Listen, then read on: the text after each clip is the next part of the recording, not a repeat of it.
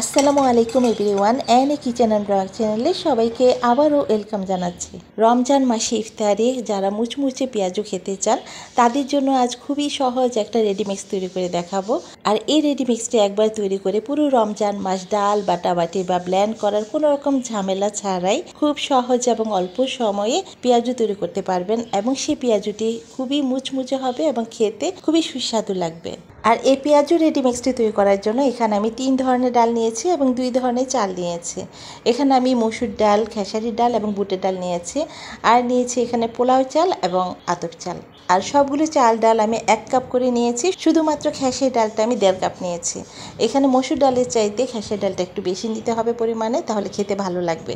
আর আতপ চাল দেওয়ার ফলে পেঁয়াজুগুলো হবে খুবই ক্রিস্পি, এবং পোলাও চাল দেওয়ার ফলে খেতে খুবই সুস্বাদু লাগবে। তবে পোলাও চালটা অপশনাল, আপনারা চাইলে এটা স্কিপ করতে পারেন। এভাবে চাল ডাল মিশিয়ে যদি রেডিমিক্সটা তৈরি করে আপনি পেঁয়াজু তৈরি করেন, তাহলে পেঁয়াজুগুলো খুবই ক্রিস্পি হবে এবং পেঁয়াজুগুলো ভেজে নেওয়ার 3 থেকে 4 ঘন্টা পর্যন্ত একদম মুচমুচে থাকবে। তারপর চাল ডাল একসাথে মিশিয়ে নিয়ে একটা ঝাঁঝরিতে নিয়ে ভালোভাবে পানি দিয়ে কচলিয়ে ধুয়ে নিতে হবে, যাতে চাল ডাল থেকে ধুলা বালিকণাগুলো একদম চলে যায়। আর এটা অবশ্যই পানি দিয়ে ভালোভাবে ধুয়ে নিতে হবে চাল ডালগুলো।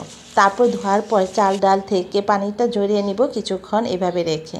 তারপর একটি সুতি কাপড় বা টাওয়ালের উপর ছড়িয়ে দিয়ে বাসা বারান্দা বা ছাদে কড়া রোদে 2 দিন পর্যন্ত ভালোভাবে শুকিয়ে নিতে হবে।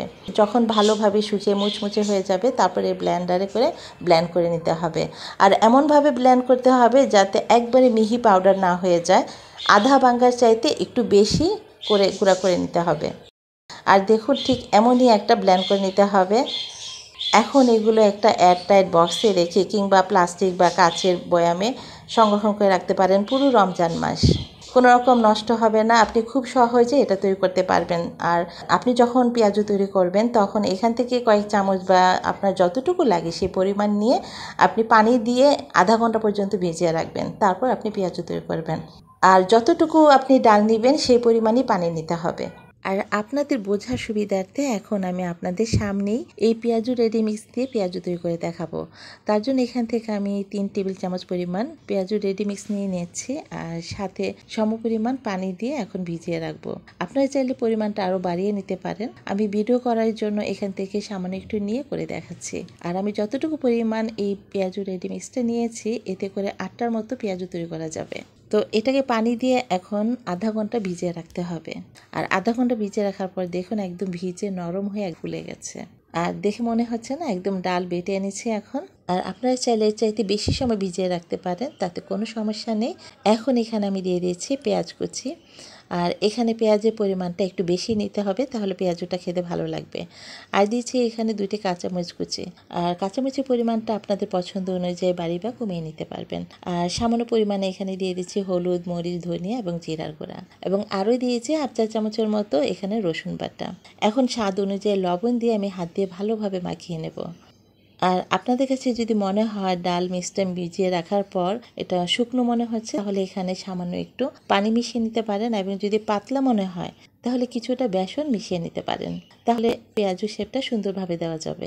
আর পেঁয়াজু ভাজার আগে এখানে পরিমাণ মতো তেল দিয়ে গরম করে নিতে হবে। আমি মিডিয়াম আঁচে রেখে পেঁয়াজুগুলো ভেজে নিচ্ছি। এক পিঠ হয়ে গেলে আমি উল্টিয়ে অপর সাইডটাও একটু ভেজে নেব মুচমুচে করে।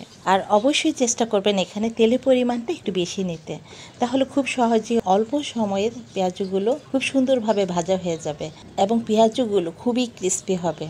আর এভাবে যদি পেঁয়াজু তৈরি করেন তাহলে দেখবেন যে একদম যে ডাল বাটার যে স্বাদ সেটাই পাবেন। তো তেল থেকে পেঁয়াজুগুলো এখন আমি তুলে নিয়েছি। আর শব্দ শুনে এবং দেখে আপনারা নিশ্চয়ই বুঝতে পারছেন এগুলো কতটা ক্রিস্পি হয়েছে। আশা করছি আমার আজকের ভিডিওটি সবার খুব উপকারে আসবে এবং রমজান মাসের অনেকটা কাজই সহজ হয়ে যাবে।